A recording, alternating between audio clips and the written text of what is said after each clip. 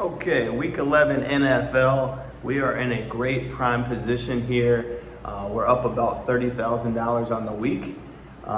Just to recap and review some of the excellent games that we hit. I mean, good Lord. I would say really the momentum started with the Eagles game. They were down at halftime. They came back and smashed the Commanders. That was where the momentum started. We had some excellent plays all day yesterday. And I normally don't fire like that on college football, but first things first, man, this one was an easy one. Old Dominion and James Madison University, you can see it there. These are all posted on my Instagram. Easy over 51.5. It was almost like 42 points at halftime. So that kind of free rolled into the next game. So we did hit Syracuse at plus 250 with a parlay of the Germany over. That was an easy winner that hit in the first half, and Syracuse pounced all over them. So that parlay actually free rolled into another game where it was one of those beautiful days that I played more volume and slam work because it was all house money. Next game was Baylor money line, and they pretty much dominated and blew out West Virginia as well. So we're on an absolute heater. I was not anticipating. I did nothing yesterday. I was literally on the laptop just playing games and doing research and in the lab. After Baylor won, I was actually waiting on this game the entire day. I only had one max bet really circled when I woke up, and it was Georgia because it was a bounce back fashion. They need to get more in the conversation of, the playoffs and that and so forth. But the spread was very big. So it was like -8.5. There were some injuries, but that spread was very telling. And you need to learn from that. When there's a big spread in I would say a marquee matchup game, the public, the general betting public, is going to pounce on the points. They thought Tennessee plus 8.5 was an absolute gift from God, and it absolutely was not. It was a trap the entire way. And you'll oftentimes see in these games that they pull it out late. So Georgia, it was a close game. I think it was maybe tied at halftime. But in the fourth quarter, they just pulled away. They punched in that covering touchdown with like 2 minutes or less to go. And I kind of saw that whole game just unraveling the way I had thought it was going to go. So after we slammed the Georgia game, by the way, this was number 9 max bet winner in a row for me and my team. We went ahead and free rolled that into an easy winner, which was Kansas plus 3. I'm a little bit upset with myself for not placing the money line for the extra points, but this was it had trap game written all over it. BYU at home, -2.5. They're undefeated. They're number 6 in the country. And don't take this the wrong way if you're from Utah, but BYU, they're just not really like that. You know what I'm saying? So historically, during the course of my life, BYU, yeah, I like to take them into surprise spots or surprise games where they're more the underdog. BYU being the favorite it should alarm you. And Kansas was about 2-6 or 2-4. They have a really shitty record, but they're filled with athletes and a great quarterback. And I knew that was another game that, 70-80% of the general betting population public was slamming BYU. I mean, they were just robbing the public all day yesterday, which means we're basically hitting the button on the money printer and just going. So today, NFL, normally I'm an NFL guy and I slam on Sundays. However, I pace myself week to week. We are up almost $30,000 this week.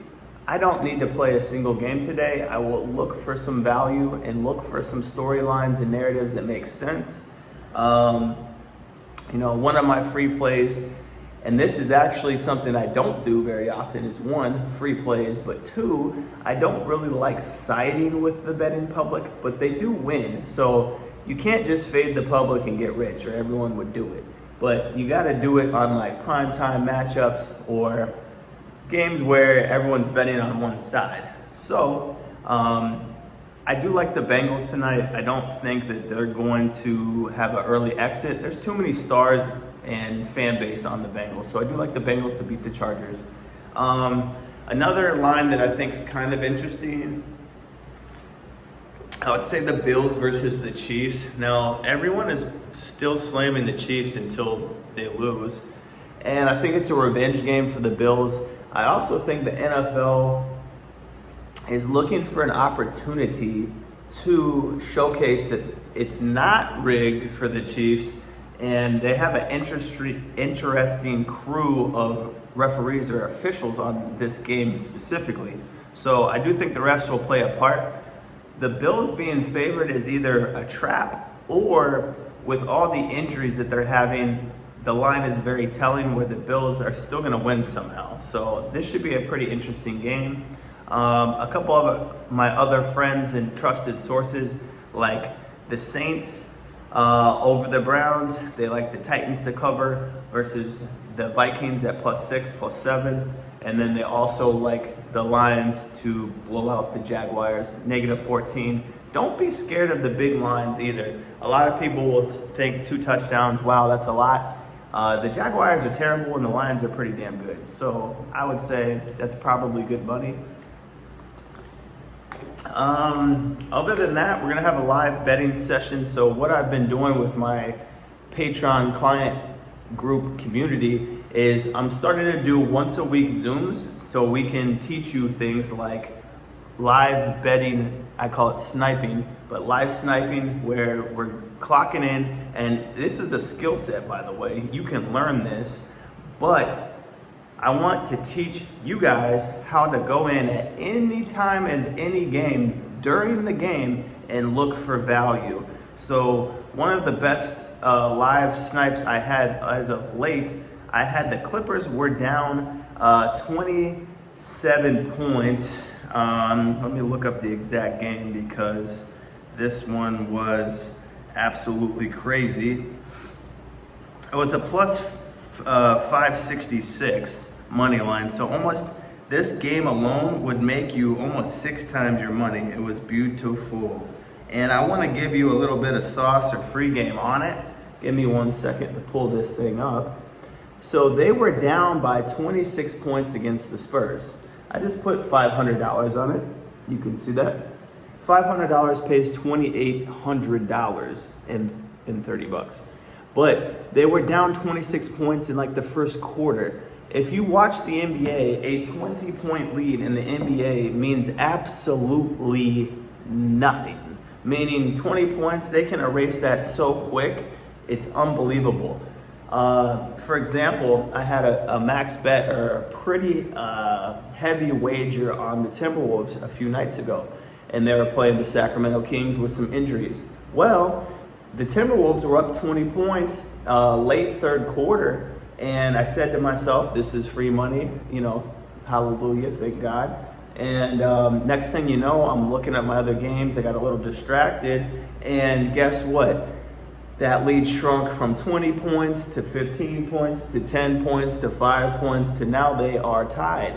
And the Kings actually went up 3 to 5 points. I'm literally getting anxiety because they were up 20. I could have live cashed out on the Hard Rock app, which would have been nice, so I didn't have to stress out. But fortunately, Anthony Edwards went crazy and they did pull it out in overtime. But a 20-point lead in the third quarter turned into an overtime game, and I got lucky to pull that game out.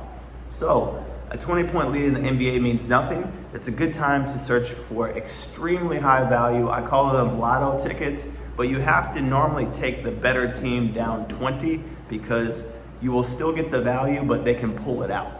So hope that helps, guys. We're gonna be doing a lot more YouTube stuff. I am just getting started. I'm literally recording this myself, so the quality might not be there, but hey, I'm trying to, it's about the content and it's about the skills and teaching you guys versus video quality. So don't hate me.